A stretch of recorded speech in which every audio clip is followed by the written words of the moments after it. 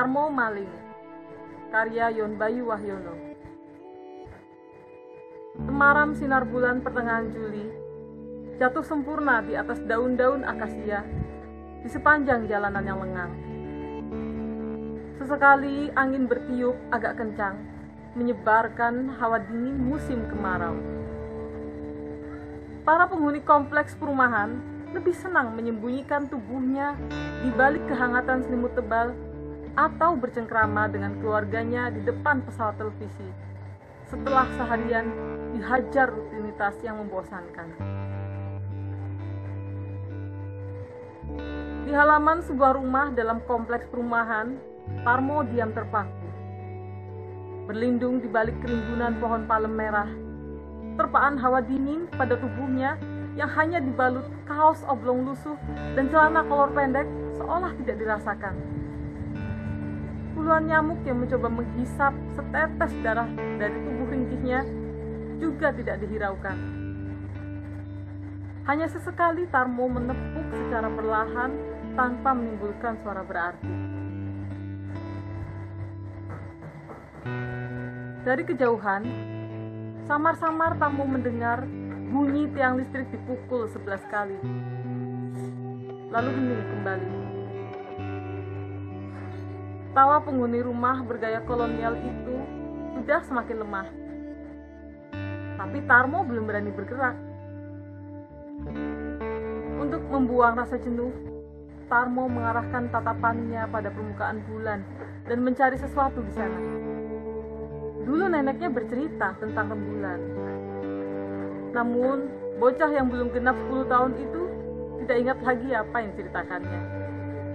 Mungkin tentang seorang nenek dan kucing hitamnya yang setia. Suatu waktu Tarmo pernah punya keinginan terbang ke sana untuk menjauhi Pak Guru yang selalu rajin menanyakan uang SPP. Menjauhi teman-temannya yang tidak pernah bosan berceloteh tentang Nintendo dan sepatu baru. Tapi sekarang Tarmo sudah melupakan keinginannya. Sayembara berhadiah yang setiap hari diiklankan oleh semua stasiun televisi swasta lebih menggoda. Sayembaranya begitu mudah dan menjanjikan hadiah uang sebesar 500 juta rupiah. Dari 3 kali menyaksikan tayangan sayembara di televisi tetangga, Tarmo sudah sangat yakin dapat menjawab pertanyaannya. Seyakin bahwa ia akan menjadi salah satu pemenangnya. Tidak usah pemenang utama. Bukankah 10 pemenang kedua masih berhak memperoleh hadiah uang sebesar 5 juta rupiah?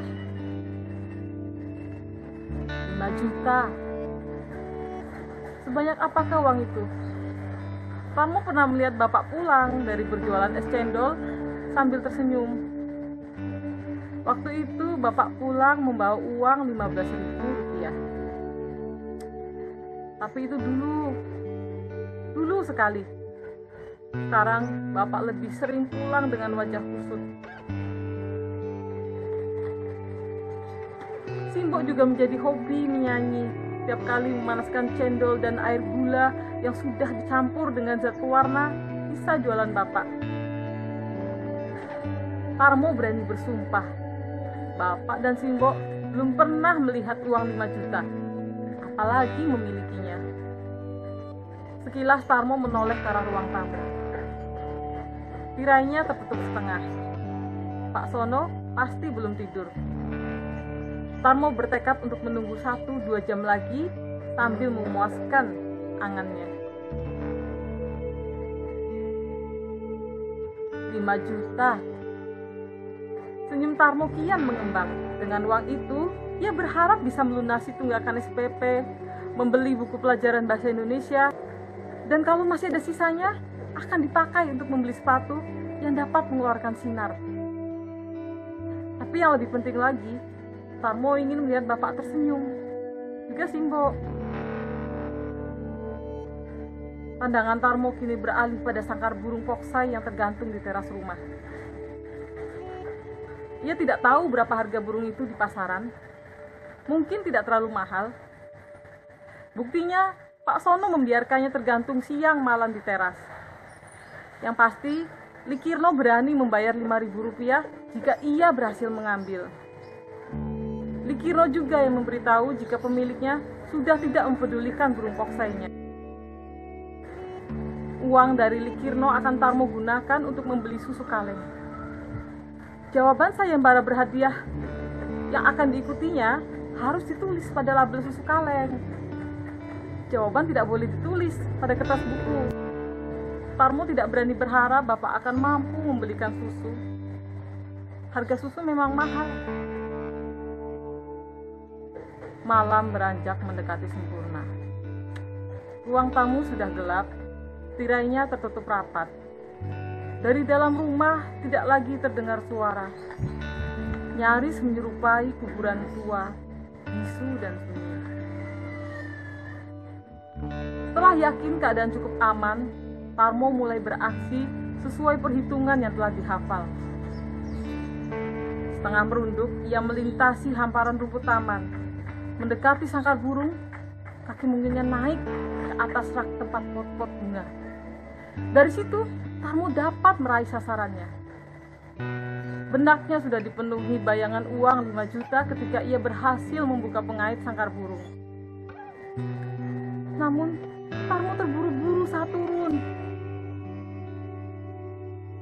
Sebelah kakinya menyentuh pot bunga yang terbuat dari porselen. Pot jatuh dan langsung beradu dengan lantai keramik, menimbulkan suara yang amat nyaring membelah kesunyian malam. Pak Sono yang belum terlelap sontak berlari keluar. Melihat sangkar burungnya diturunkan oleh anak kampung, sekuat tenaga Pak Sono berteriak meminta tolong. Tolong! Tolong! Ada maling! Maling! Tubuh Tarmo mendadak menggigil. Kakinya terlalu lemas untuk diajak berlari. Celana kolornya basah. Dahinya dipenuhi keringat dingin. Tarmo terjatuh di sudut teras, dekat sangkar burung yang baru saja diturunkan. Dua petugas keamanan dan beberapa orang yang hadir merasa perlu memberi Tarmo pelajaran. Setelah itu Tarmo diarak ke kantor polisi.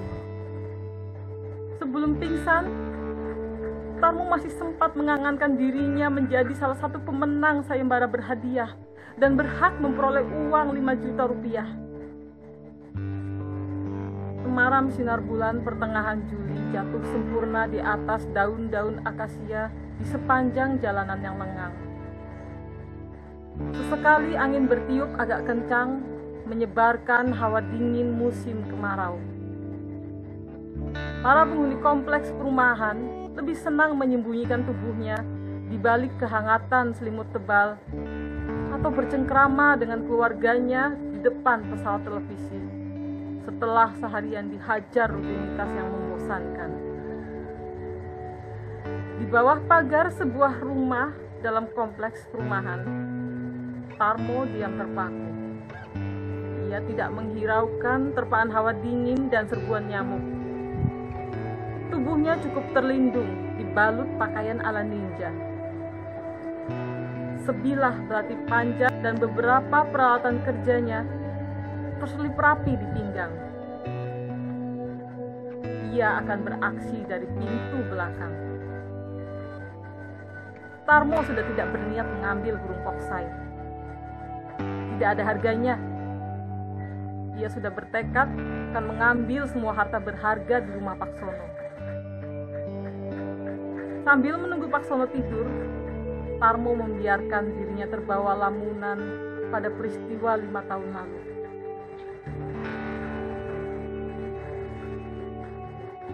Tiga bulan di dalam penjara sudah cukup bagi Tarmo untuk melupakan bangku sekolah, Pak Guru yang dulu rajin menanyakan uang SPP, dan juga teman-temannya yang tidak pernah putus menceritakan tentang sepatu baru atau permainan Nintendo. Kini Tarmo lebih senang berkumpul dengan teman-temannya di pojok pasar, belajar mencongkel pintu sambil menenggak ciu. Tarmo sudah memiliki permainan sendiri. Cilacap, 4 Agustus 1995.